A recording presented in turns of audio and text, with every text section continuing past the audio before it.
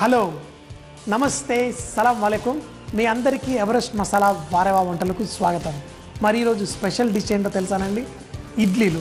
కానీ ఇడ్లీలు చూపించే ముందు సోమవారం రోజు మీకు ఒక టిండా అనే ఒక డిష్ చూపించాం కదా, ఈరోజు కూడా ఆ కూరగాయతోటి మనం బంగాళదుంప వేసి ఒక మంచి డిష్ చేసుకుందాం. తర్వాత ఇడ్లీ, అది కూడా పిల్లలు చేసి చూపిస్తారు. మరి ఎలా ఉంటుందో చూద్దాం.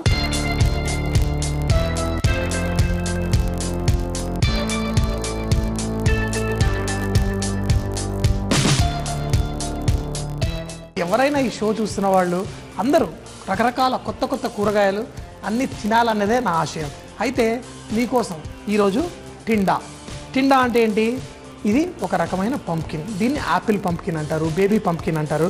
ఇలా రకరకాల పేర్లతో పిలిచే దీన్ని మన భారతదేశంలో నార్త్ ఇండియాలో ఎక్కువగా టిండా అని పిలిచి దొరుకుతుంది. అయితే ఇది మన మార్కెట్లో కూడా దొరుకుతుంది. నేను చాలామందిని అడిగాను అనమాట, మన తెలుగు వాళ్ళు, మీరు తింటారా అంటే అయ్యో మాకు తెలియదే, చూసాము కానీ తినము అని. అయితే ఈరోజు మీకు ఏం చూపించబోతున్నానంటే ఈ కూరగాయలు తినడానికి చాలా రుచిగా ఉంటాయి, చేసుకోవడానికి కూడా చాలా సింపుల్గా చేసుకోవచ్చు. అయితే ఒక సింపుల్ డిష్ ఏంటంటే బంగాళదుంప టిండా మసాలా. సో ఇది చేసుకోవడం కోసం ముందు కొంచెం అంత నూనె తీసుకొని, అందులో ఏ మసాలాలు అవి అక్కర్లేదు, ఇది మనం చపాతీలతో అన్నిటితో తినడానికి. దీంట్లో కొంచెం అంత జీలకర్ర, ఆల్రెడీ నూనె చాలా వేడిగా ఉంది కాబట్టి చక్కగా చిటపటలాడుతుంది. దాని తర్వాత దీంట్లో మనం కొంచెం అల్లం వెల్లుల్లి, సన్నగా తరిగిన అల్లం అలాగే వెల్లుల్లి. దీంట్లో అవి రెండు కొంచెం వేగగానే మనం దీంట్లో కొంచెం అంత ఉల్లిపాయలు. అయితే ఈ ఉల్లిపాయలు మనం ఇందులో ఎక్కువగా వేగాల్సిన అవసరం లేదు, కొంచెం అంత ట్రాన్స్పరెంట్ అవుతే చాలు. దీంట్లో ఉప్పు. నేను షోలో చేసేటప్పుడు నూనె వేస్తాను, అన్నీ వేస్తాను, కానీ ఎప్పుడు గుర్తుపెట్టుకోండి, ఎంత తక్కువ నూనె తింటే మన ఆరోగ్యానికి అంత మంచిది. నూనె లేకుండా కూడా వంట చేసుకోవచ్చు, కానీ మన షోలో కొంచెం తొందరగా అవ్వాలి కదా. లేకపోతే నూనె వేయకుండా చేసేటప్పుడు ఏం చేయొచ్చు అంటే నాన్ స్టిక్ ప్యాన్ తీసుకొని నూనె వేయకుండా కూడా మనం ఉల్లిపాయలని వేయించుకోవచ్చు, లేకపోతే కొంచెం నూనె వేసుకున్నా సరిపోతుంది. ఈ ఉల్లిపాయలు కొంచెం వేగిన తర్వాత దీంట్లో మనం కూరగాయలు వేసేసుకుందాం. ఏమేమి కూరగాయలు? టిండా అన్నాను కదా, అదే యాపిల్ పంప్కిన్. పిల్లలకి యాపిల్ పంప్కిన్ చేశానంటే వాళ్ళకి తెలియకపోయినా ఇదేదో యాపిల్తో అని ఇష్టంగా తింటారు. సో ఆ యాపిల్ పంప్కిన్ ముక్కలు, అలాగే బంగాళదుంప చూసారు కదా, ఈ బంగాళదుంపను కూడా చిన్న ముక్కలుగా కోసి నీళ్ళల్లో పెట్టాను. ఎందుకంటే నీళ్ళల్లో పెట్టకపోతే ఏమవుతుంది, నా షో ఇన్ని రోజుల నుంచి చూస్తున్నారు, ఇంకా మీకు తెలీదా? ఏం లేదు, కొన్ని కూరగాయలు ఆక్సిడైజేషన్ అంటారు. ఇవి కనుక నీళ్ళలో పెట్టకపోతే ఇవి కొంచెం నలుపు రంగు వస్తుంది. కాబట్టి అలా రాకుండా నీళ్ళలో పెట్టుకొని ఎప్పుడు వాడుకుంటామో అప్పుడు తీసేసి వంటల్లో వాడుకుంటే మన కూరగాయలు చక్కగా రంగు బాగుంటుంది. అలాగే దీంట్లో కొంచెం అంత పసుపు, మరి ఈ పసుపు కూడా వేసేసి చక్కగా వీటిని వేయించుకుందాం. అయితే ఈ కూరగాయలని మనం స్లోగా, అంటే మరీ పెద్దగా నీళ్ళేం పోయక్కర్లేదు, ఫస్ట్ ఒక 5 నిమిషాల పాటు ఒక చుక్క నీళ్ళు కూడా వేయకుండా స్లో ఫ్లేమ్లో కుక్ చేసుకుందాం. అలా తర్వాత చూడండి, కుక్ అవ్వకపోతే కొన్ని నీళ్లు పోసి ఇంకోసేపు కుక్ అవ్వనియండి. ఈ యాపిల్ పంప్కిన్ అంటారు కదా, దీన్ని కోసిన తర్వాత కూడా మీరు చూడండి ఏదో జాంకాయ కట్ చేసినట్టు ఉంటుంది. అలాగే కాకుండా ఇది మంచి స్వీట్ వెజిటేబుల్. అంటే కూరగాయల్లో కొన్ని కొంచెం ఘాటుగా ఉంటాయి, ఇది మాత్రం స్వీట్ వెజిటేబుల్. ఉడికిన తర్వాత కూడా ఇది చక్కగా జ్యూసీగా ఉంటుంది. అందుకే మనం ఎటువంటి పుల్కాలు ఇలా నూనె వేసుకోకుండా మనం చేసే రొట్టెలతోటి కూడా చాలా ఇష్టంగా తింటారు. సో మనం ఇవి కొంచెం సేపు ఉడికినాయి.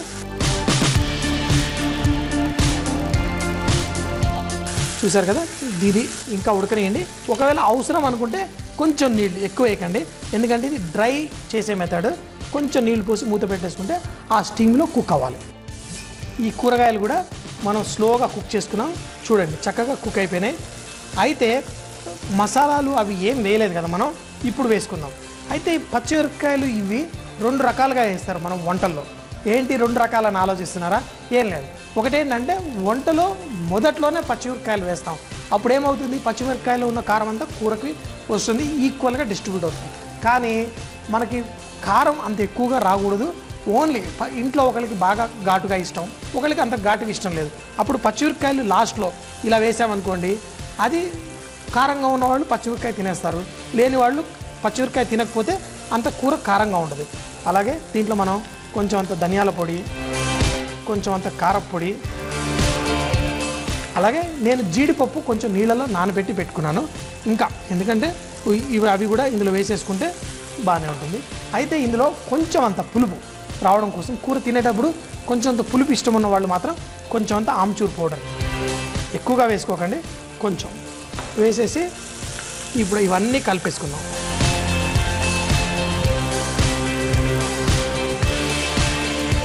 ఇలా చేసేటప్పుడు ఏంటి అంటే మనం ఈ కూరగాయల్లో మనం కొంచెం చక్కగా ఇలా వేపుకున్నాం కదా, అందుకని ఈ మసాలా కూడా పట్టి ఇలా కొంచెం సేపు వేగనివ్వాలి. ఎందుకంటే మనం ధనియాల పొడి వేసాం కదా, అవి కూడా కొంచెం వేగితేనే దాంట్లో టేస్ట్ వస్తుంది. పచ్చిమిరపకాయలు చూడండి ఇంకా గట్టిగా చక్కగా కరకరలాడుతూ ఉంటాయి. లాస్ట్లో మనం కొత్తిమీర కూడా వేసుకున్నాం. కొత్తిమీర వేసి కొన్ని డిష్షుల్లోనేమో పైన వేసి వదిలేస్తాం, కొన్ని డిష్షుల్లో ఏమో కలపాలి. అలా ఇప్పుడు దీన్ని కొత్తిమీరని కూడా చక్కగా ఈ అన్ని ముక్కలకి అంటుకునేలా చేసేసుకుందాం. ఈ ముక్కలకి కూడా చూసారు కదా ఎంత షైన్ వచ్చింది, సూపర్ ఉంది. మరి కట్టేస్తాం. ఇప్పుడు ఈ కూర కనుక మనం చపాతీలతోటి లేకపోతే అన్నంతో కానీ నంచుకోవడానికి కానీ దేనికన్నా వాడుకోవచ్చు. చాలా చాలా టేస్టీగా ఉంటుంది. మీరు చేయండి, నేను చూపించినట్టే. ఇంత సింపుల్ డిష్ ఇంత టేస్టీగా ఎలా ఉంది అంటే, మన ఇండియన్ ఫుడ్లో గొప్పతనం ఏంటంటే మనం ఏ మసాలా ఎప్పుడు వేస్తాం, ఏ మసాలా ఎప్పుడు వేస్తే దాని రుచి ఎలా మారుతుంది, ఇలాంటివన్నీ సింపుల్ టిప్స్ నేర్చుకున్నారనుకోండి, మీ ఇంట్లో ఎటువంటి వంట అయినా అదిరిపోయేలా వస్తుంది. చూడండి, ఈ కూరని మనం చపాతీలతో పాటు ఇలా ఎన్నో రకాల కూరలు చేసుకోవచ్చు. మీరు చూస్తూనే ఉండండి, మా షోలో చేసి చూపిస్తూనే ఉంటాను. ఇందాక ఏం చెప్పాను, ఎవరికైతే కారంగా తినాలనుకుంటారో వాళ్ళు ఇప్పుడు పచ్చిమిరపకాయ తీసుకొని ఇట్టే తినేచ్చు. మరి ఇంత కారమా? ఊరికే అంటున్నాను. కారం అంటే నాకు వెన్న లాంటిది. ఎంత కారంగా తింటే నాకు అంత ఆనందంగా ఉంటుంది. సో జీడిపప్పు కూడా చూసారు కదా, లాస్ట్లో ఎలా ఉత్తి నానబెట్టిన జీడిపప్పు వేసుకుంటే కూడా మంచి టేస్ట్. సూపర్ అండి. ఈరోజు అసలు కూర కనుక ఇలా టేస్టీ ఉంటే ఏ చపాతీ ముక్కొద్దు, ఏది అక్కర్లేదు. ఇలాగే మంచిగా లైట్గా ఫ్రై అయినట్టు, లైట్గా మంచిగా స్టీమ్ చేసి కుక్ చేసినట్టు అన్ని మంచి బెస్ట్ కాంబినేషన్స్ ఇందులో వచ్చాయి.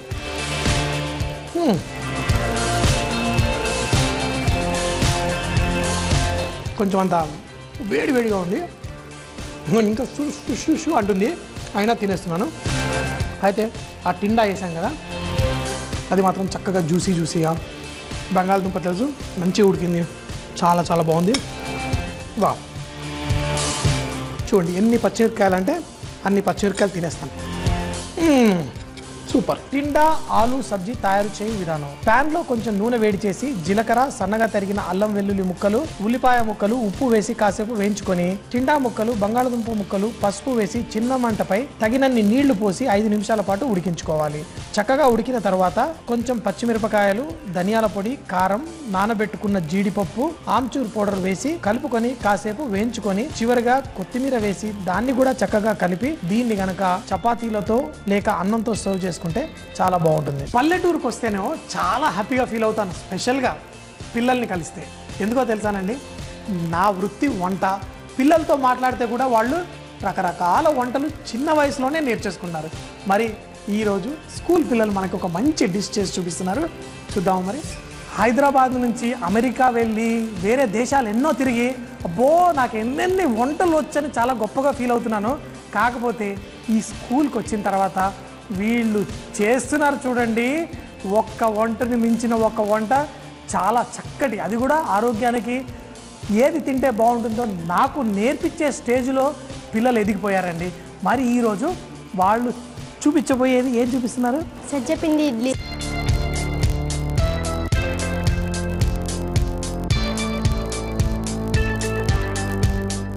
మా పల్లెటూరులో అమ్మ చెప్తుండేది ఎప్పుడు వంటలు చేయాలి, వంటలు నేర్చుకోవాలని. నేను అన్ని వంటల కన్నా సజ్జపిండి ఇడ్లీ అంటే నాకు చాలా ఇష్టం. సజ్జపిండి ఇడ్లీకి కావాల్సిన పదార్థాలు: నానబెట్టిన మినప్పప్పు 1 కప్పు, సజ్జపిండి 3 కప్పులు, సోడా పొడి చిటికెడు, ఉప్పు తగినంత. నానబెట్టిన మినప్పప్పును మిక్సీలో వేసి మెత్తగా పట్టుకోవాలి. దానిని ఒక పాత్రలోకి తీసుకొని సజ్జపిండి, ఉప్పు వేసి బాగా కలిపి 5-6 గంటలు పుల్చనివ్వాలి. నేను ఇంటి దగ్గర నుండి పులిచినదే తెచ్చుకున్నాను. చూసారు కదండి, చాలా సింపుల్. ఏం లేదు, 1 కప్పు మినప్పప్పు, 3 కప్పుల సజ్జల పిండి. అయితే మినప్పప్పుని నానబెట్టుకొని చక్కగా పేస్ట్ చేసి అందులో పిండి కలిపేసి సజ్జల పిండి చక్కగా కలిపేసి దాంట్లో ఉప్పు వేసి కలిపేసి ఒక 6-7 గంటల పాటు పులవనివ్వాలి. పులవనిచ్చిన తర్వాత మనం దాంట్లో సోడా వేసి కలుపుకోవాలి. సో ఇది రెడీ కదా పిండి. మరి ఇప్పుడు మరి ఇది పల్సగా ఉంది కదా, కొంచెం ఇట్లాగే ఉంటుందా? Okay, very good. చూసారు కదా, మరి దీన్ని మనం ఇడ్లీ పిండిలో ఇడ్లీ పాత్రల్లో వేసుకొని స్టీమ్ చేసుకోవాలా? ఓకే, నూనె దానికి పెట్టుకోవాలా? సరే, మరి పెట్టుకోండి.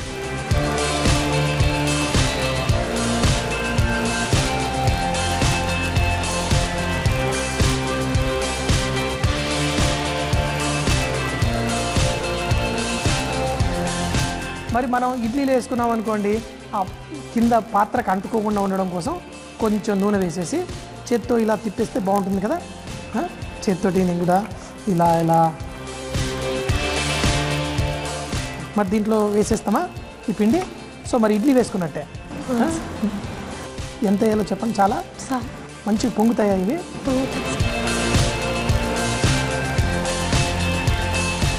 నేను ఇది పెట్టేస్తాను, నువ్వు చూసారా అంతా.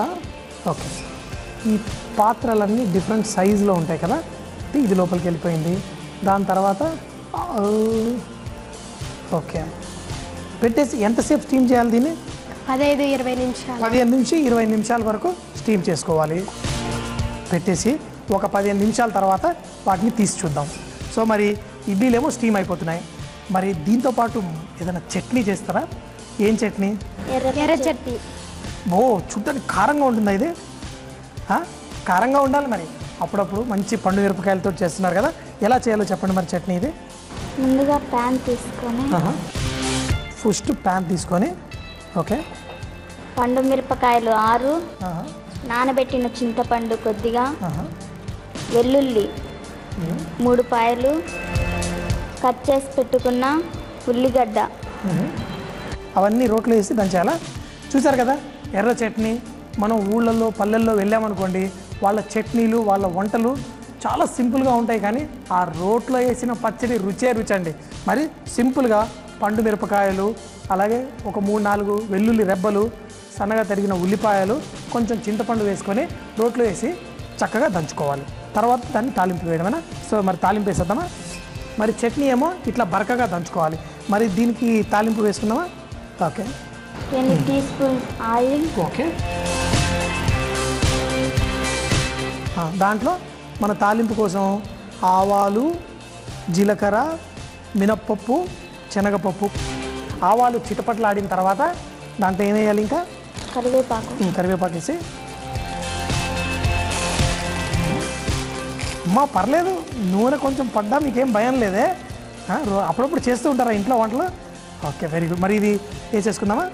ఓకే, దాని తర్వాత మనం ఎండుమిరపకాయలు, పచ్చిమిరపకాయలు, ఆ వెల్లుల్లి, చింతపండు అన్నీ వేసి దంచుకున్న దాన్ని దీంట్లో వేసుకున్నాం అనుకోండి.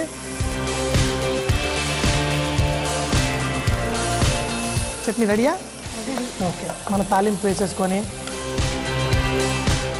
దీన్ని మనం ఒక దాంట్లో తీసుకొని, వెరీ గుడ్. చట్నీ కూడా చూడ్డానికి కూడా చాలా బాగుంది. మరి దీంతో పాటు మన ఇడ్లీలు కూడా రెడీ అయిపోయి ఉంటాయి కదా. స్టవ్ కట్టేసి ఒకసారి చెక్ చేస్తారా? మరి ఇడ్లీలు రెడీ అయిపోయినాయా?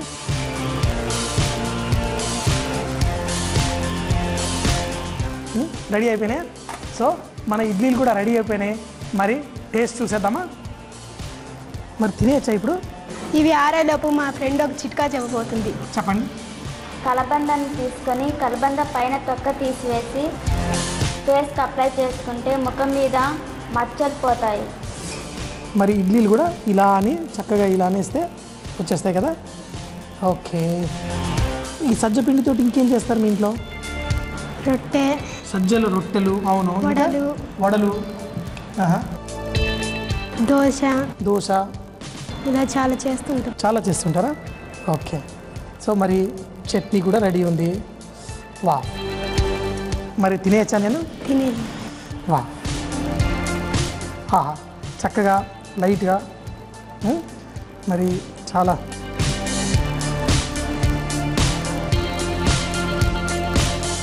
చాలా బాగుంది. మరి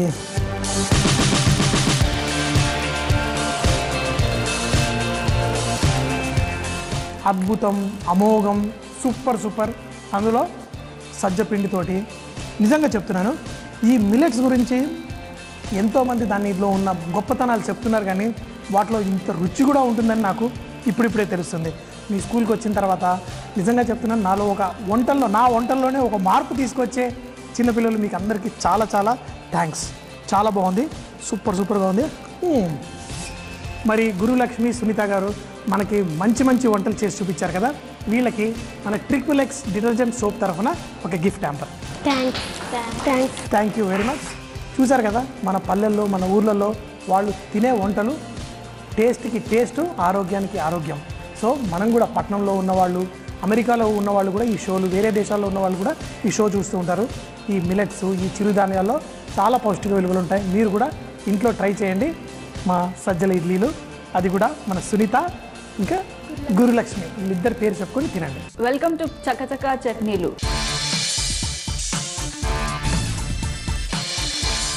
ఈరోజు నేను చూపించబోయే చట్నీ ఆనియన్ కారం, వెల్లుల్లి కారం చూపించాను కదండి. ఇప్పుడు అలాగే, కాకపోతే ఇది ఇంకా బాగుంటుంది. దీనికి కావాల్సిన పదార్థాలు సన్నగా తరిగిన ఉల్లిపాయలు, వెల్లుల్లి రెబ్బలు, అల్లం చిన్న ముక్క, కొంచెం కారం, గరం మసాలా, ధనియాల పొడి, నూనె. ఫస్ట్ మనం వెల్లుల్లి రెబ్బల్ని తీసుకొని రోట్లో వేసుకొని, అలాగే అల్లం ముక్కలు ఫస్ట్గా ఇవి చక్కగా దంచేసుకున్నాం. దీన్ని చక్కగా దంచేసుకున్నాము. చూడండి, మెత్తగా అయిపోయింది. మీరు కావాలంటే వెల్లుల్లిపాయ పేస్ట్ కూడా మీరు వాడుకోవచ్చు, అప్పుడు మీకు రోల్ అవసరం లేదు. ఇది చాలా సింపుల్. ఒక బౌల్లో మీరు డైరెక్ట్ చేసేసుకోవచ్చు. దీంట్లో ఇప్పుడు తగినంత ఉప్పు, కొంచెం కారం ఎక్కువ. ఇది వెనకట జొన్న రొట్టెలకు, సజ్జ రొట్టెలు వాటితో ఇవి తినేవాళ్ళండి. ఇది చాలా చాలా బాగుంటుంది. ఇందులో ధనియాల పొడి, కొంచెం అంత గరం మసాలా, తర్వాత మనకి మెయిన్ కావాల్సింది ఉల్లిపాయలు. సో సన్నగా తరిగి పెట్టుకున్న ఉల్లిపాయలు మీరు కావాలంటే కొంచెం లావుగా కట్ చేసుకుని మీరు ఈ రోట్లోనే ఒక్కసారి దంచేసుకోవచ్చు. చూడండి, చక్కగా మిక్స్ చేసేసుకున్నాను. ఇది ఇప్పుడు మనము ఒక గిన్నెలో కానీ బౌల్లో కానీ ఎందులోనన్నా మీరు తీసుకోవచ్చు. ఇది కూడా మీరు 2-3 రోజుల పాటు తినవచ్చు. దీంట్లో ఇప్పుడు మనం ఆయిల్ పోసుకుంటాము. పచ్చి నూనెనే వేసుకోవచ్చు. మీరు రీఫైండ్ ఆయిల్ కానీ, పల్లి నూనె కానీ, నువ్వుల నూనె కానీ, ఏ నూనెనైనా వాడుకోవచ్చు. ఇందులో కావాల్సిన ఉప్పు, కారం కూడా మీకు తగినంత, మీకు టేస్ట్, మీ నోటికి ఎలా కావాలి, కారం కావాలా, చప్పగా కావాలా, దాన్ని బట్టి మీరు మసాలాలు వేసుకోండి. ఇందులో ఇప్పుడు నూనె,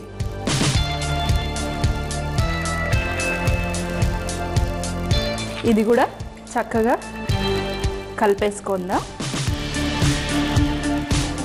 మన ఉల్లిపాయ కారం రెడీ అయిపోయింది.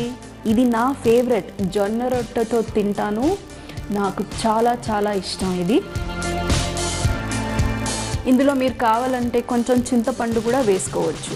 మనం దంచేటప్పుడు చింతపండు, కొంచెం నానబెట్టిన చింతపండును కూడా మీరు వేసుకోవచ్చు. ఉల్లిపాయ కారం రెడీ అయిపోయింది. చూడండి, నా కోసం మంచి జొన్న రొట్టె కూడా ఇక్కడ ఉంది. దీనిని పాతకాలంలో మన తాత ముత్తాతలు ఇలా జొన్న రొట్టె, సజ్జ రొట్టెలు తీసుకొని వెళ్ళి ఇలా ఉప్పు, కారం, ఉల్లిపాయని పెట్టుకొని పొలాల దగ్గర ఇలా తినేవాళ్ళు. తినేసేయండి, అద్భుతంగా ఉంటుంది. మరి మీరు ఇది ట్రై చేసి మీ ఇంట్లో వాళ్ళకి జొన్న రొట్టె, సజ్జ రొట్టె చేసి పెట్టండి, వాళ్ళు కూడా ఎంజాయ్ చేస్తారు. మరి మళ్ళీ కలుద్దాం చకచకా చట్నీలో మరొక వెరైటీ చట్నీతో. ఎప్పుడన్నా పెరుగు బాగా పుల్లగా అయిపోయింది అనుకోండి, దాన్ని తీయగా చేయడం ఎలాగో తెలుసా? ఏం లేదండి, ఇలాంటి పలసటి గుడ్డలో పెరుగు వేసేస్తే ఆ నీళ్ళంతా కొంచెం బయటికి వెళ్ళిపోయిన తర్వాత మళ్ళీ ఆ పెరుగులో కొన్ని పాలు కలిపేసి పెట్టుకుంటే పెరుగు తీయగా అయిపోతుంది. అలా పెరుగులో నుంచి ఉడకట్టుకున్న నీళ్ళని పాడేయకండి. మనం రకరకాల కూరల్లో వాడుకోవచ్చు, పులుసుల్లో కూడా వాడుకోవచ్చు. మనం అన్నం ఉడకబెట్టేటప్పుడు ఇంకా తెల్లగా రావడం కోసం కొంచెం అంత నిమ్మరసం వేసుకుంటే మనం ఉడికిన అన్నం కొంచెం తెల్లగా ఉంటుంది. అంతేకాకుండా మనం ఉడుకుతున్న అన్నంలో కొంచెం అంత నూనె వేసుకుంటే తర్వాత రైస్ అంతా మంచిగా పొడి పొడిగా వస్తుంది. చూశారు కదండి ఎంత సింపుల్గా, ఎంత ఈజీగా ఈ ఇడ్లీలు చట్నీ చేసి చూపించేశారో. మరి రేపు మరికొత్త వంటకాలతో మళ్ళీ కలుద్దాం. అప్పటిదాకా సీ యూ, బాయ్ బాయ్, ఖుదాఫిజ్.